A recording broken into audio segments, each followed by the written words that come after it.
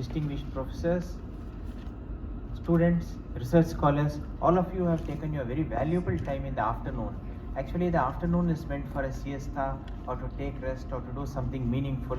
The fact that you have come here today afternoon to listen is itself very encouraging, and I am humbled. As the Vice Chancellor was speaking about Nobel Laureates, I have had interaction with only one Nobel Laureate for 4 or 5 occasions, that is His Holiness the 14th Dalai Lama, because my area of interest is also on Tibet. And what struck me was his childlike simplicity and unwavering commitment. With this, we have been following the Nobel Laureates working on peace. Not only is my primary location is in the history department, but I am more attached to the Human Rights Center. We have different centers in the School of Social Science, and one of them is a Center for Human Rights. So I have prepared a small PowerPoint presentation aided by some of my friends from Iran. Some of the photos which are not available on Google, they have sent it to me. Okay, so the basic bare facts. Narges Mohammadi, she was born in Zanjan, Iran, and at the time of award, this is very important because many Nobel laureates during that particular time when they are giving the prize, they are not there. They are sometimes incarcerated, as the speaker was mentioning, or they are there in some other countries for that matter. So she was at that time there in Iran, but in jail. So the motivation of her prize, the statement, yes, what the Nobel Committee felt was for her fight against the oppression of women in Iran and a fight to promote human rights and freedom for all. Now, so when we talk of Narges Mohammadi, whenever you type, you get this particular slogan, Zan Zindagi Azadi. This translates as women, life and freedom. This is a very popular slogan. So the award for Narges Mohammadi, the Norwegian Nobel Committee has decided to award that this is a citation for a fight against the oppression of women in Iran and a fight to promote human rights and freedom for all. Her brave struggle has come with tremendous personal cost. Altogether, the regime has arrested her 13 times, convicted her 5 times, and sentenced her to a total of 31 years in prison and 144 lashes. Ms. Mohammadi is still in prison as I speak. So when the two facts are clear here is, one is what we call the systematic oppression in Iran of not only of women but of the entire general population, and also the struggle for human rights. So this started actually, so by acknowledging Narges Mohammadi, what they are doing is that they are actually acknowledging the entire struggle of Iran. Narges Mohammadi is one phase. There are many other different phases over a period of time. And one of the person with whom Narges Mohammadi is working is Shirin Ebadi. Shirin Ebadi was also awarded the Nobel Prize earlier, and she started a democracy front in which Narges Mohammadi is also associated with. Now the trigger for this present thing. Now presently in Iran is, we'll come to that in detail. What is happening is that recently we had a Kurdish woman, that is from Iran. Like India is a multi-ethnic country, and we have Turks, we have Azeris, we have Kurds, and then, but it doesn't matter much. So we have a young Kurdish woman, Mahsa Amini, who was killed while in the custody of the Iranian morality police. This particular police is in charge of enforcing the morals. Her killing triggered the largest political demonstration. Now under this struggle, we had the slogan of Zan Zindagi Azadi. This is a slogan which is very popular in the Kurdish areas of Iran. So it has actually a particular rhyming content, and also certain slogans have the life of their own. Like in India, the slogan in 1980s in some of the universities like JNU was Roti Kapda Makan, which was later appropriated by the Congress party, and it became the slogan. Because certain slogans have power, certain words have power. Some are authored by the poets, some come from the street. So the regime cracked down hard on the protesters, and more than 500 demonstrators was killed, and then many were blinded by rubber bullets. One of our old student also, who has done PhD here from Iran, she was actually attacked and 14 rubber bullets were lodged in her leg, and it is difficult to extract this because if you go to the hospital, then you'll be known who it is. Okay. So the motto adopted by the demonstrators, Women, Life and Freedom, is a popular political Kurdish slogan used in both the Kurdish independence and the democratic confederalist movements. So in Kurdistan, which is a place, a hypothetical region, tomorrow it may become a reality. We have Kurdistan in Iran, in Iraq, and also in Turkey. So the Kurds are also struggling for their independence. At the same time, some of the Kurds in Iran have actually taken part in this particular struggle, that is after the which started after the death of Mahsa Amini. So there, this was the slogan, the motto adopted by the demonstrators: women, life and freedom.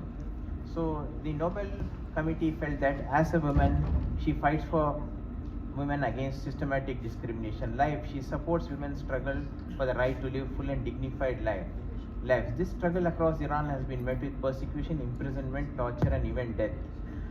So we are very happy in this country because for though we talk about human rights, there are very less instances. In many countries, what happens is that you are presumed guilty here in India till you're presumed innocent till you are proven guilty.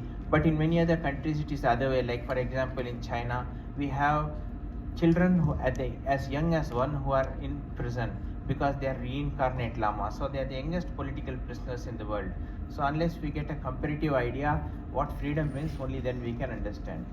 Freedom. She fights for freedom of expression and the right of independence, and against rules requiring women to remain out of sight and to cover their bodies. The freedom demands expressed by demonstrators apply not only to women but to the entire population. So this is one of the street scenes in Iran. Now, the basic trigger for this, as I told you, when they talk about Narges Mohammadi is actually a representative of many of these different struggles which she herself has endorsed from prison. So how did she endorse this from prison? By smuggling out notes which were written in paper, and some of these notes had reached the public and they became statements. So the Guidance Patrol, the religious morality police, arrested Amini for not wearing the hijab in accordance with the government standards. However, eyewitness, including women who were detained with Amini, reported that she was brutally, severely beaten and died as a result of police brutality. Now the question here is not the question of whether hijab is good or bad. Like we have feminist Muslims in Iran and Muslim feminists. That is feminist Muslim and Muslim feminist. There is a difference that some of them have actually become feminists. Some of them are saying we have learned the holy scriptures of Islam and also the Shia tradition, and here also we can articulate our feminism. So they are challenging the clerics on their own ground. That is, they are giving the different interpretation based on their understanding of religion. So it is not like how the West has misunderstood it as a fight between religion and secularism. No, there are many different shades here, and one of these shades is Narges Mohammadi. In fact, Narges Mohammadi belongs to what we call the Neo-Shariati movement, that is follower of Ali Shariati. Ali Shariati was one who had tried a marriage between modernity and religion. So we have different shades. So her ideas are slightly different from that of Shirin Ebadi, etc. But one thing what they all have in common is the quest for democracy and the fight against authoritarianism. This is what unites the common man in Iran.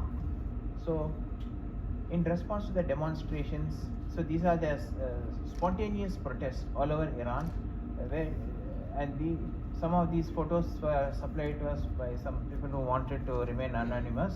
So shutdowns of internet as protests grew, a widespread internet blackout. Then Narges Mohammadi writes, I had to keep my eyes on the horizon and the future, even though the prison walls are tall and near and blocking my view. The prison walls are tall and near and blocking my view, but there is a horizon. That horizon can come. It will come only with the struggle of the people. Okay.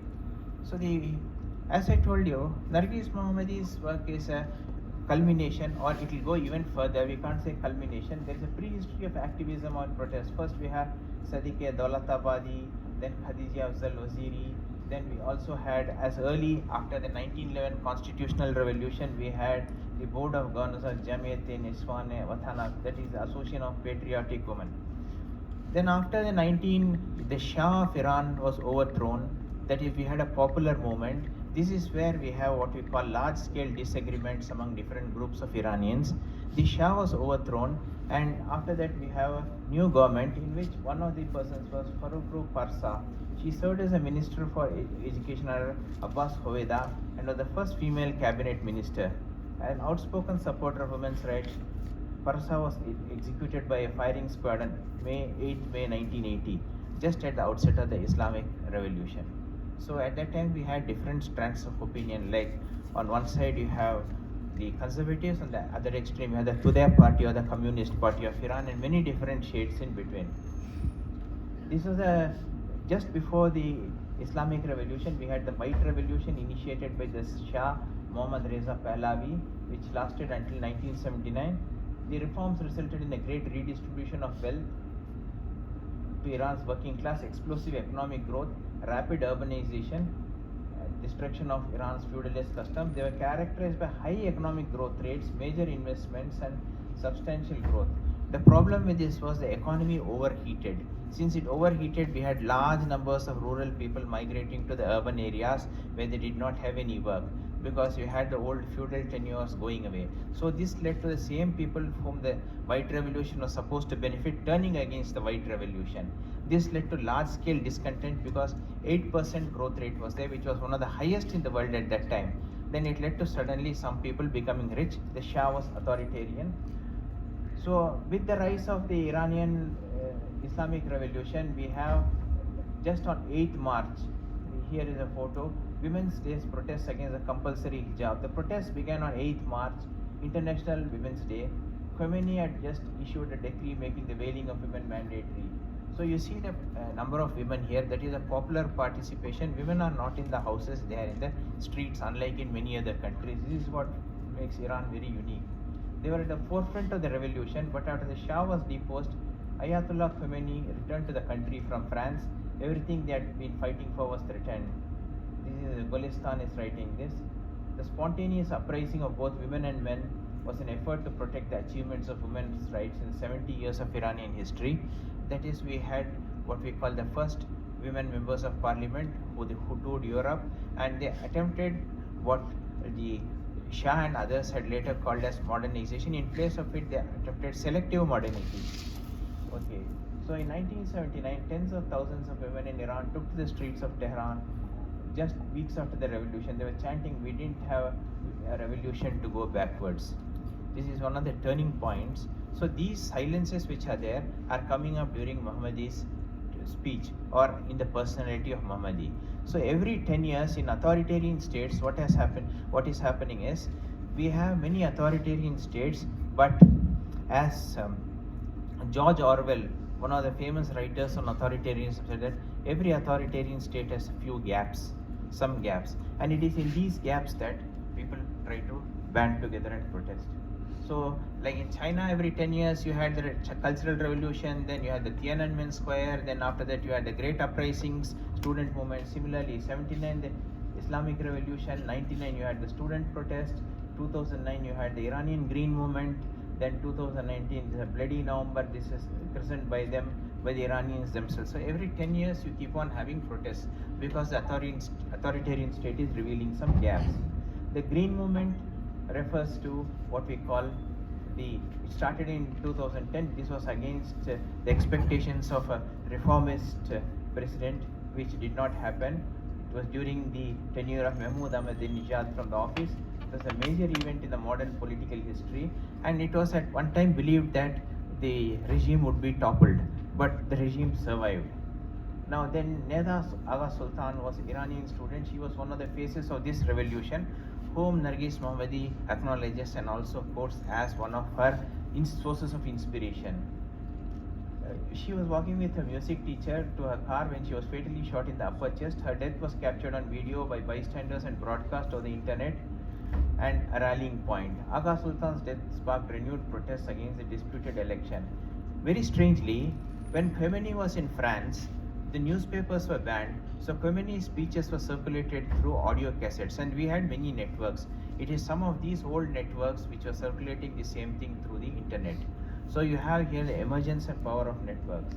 So these are the protests of Mahsa Amini's protests after her death in different parts of world. This is in Italy and this is also in Europe.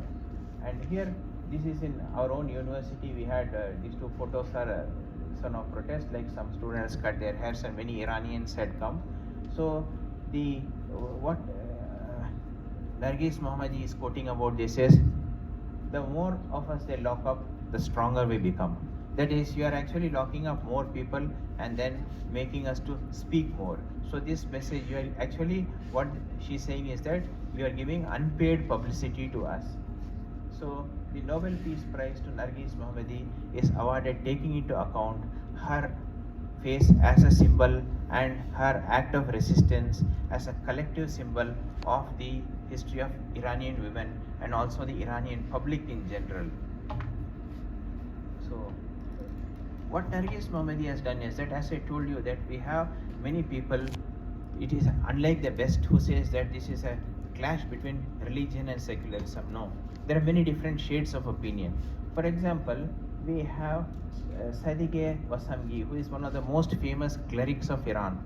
Now, she actually, this is the first time we see her without the veil. She came on the veil without the veil in the BBC show recently. So this has what we call expanded the geography of protest. So, as she told that the more of us they lock up, the stronger we become. So Narges has expanded the geography of fighting against patriarchy from the home to the streets to prisons and to the diaspora. So diaspora we had seen in different regions. So this recent interview by Sadige Wasamgi, who is one of the famous clerics, she was not allowed to leave Iran. The problem is the regime can't risk arresting her because already Narges Mohammadi has got the Nobel Prize. So there is an international spotlight. It is like when Gorbachev visited China, only then the Tiananmen protests broke out. They couldn't arrest all the students because Gorbachev was there, the international spotlight was there. Now a similar situation is happening. So this famous cleric now was accused of being pro-government, now is being seen as a symbol. That is, she is a cultural resource against the authoritarian state of Iran. So now this is another quotation by Narges Mohammadi. These are the scenes which are there in Iran almost every day during the protests which were there and which are happening now. Most of these photos you won't find on the internet, and I have to thank some of the Iranian students and some other Iranian diaspora for sending me these photos. So Narges Mohammadi, change in Iran irreversible. So you see a young girl standing here without the hijab.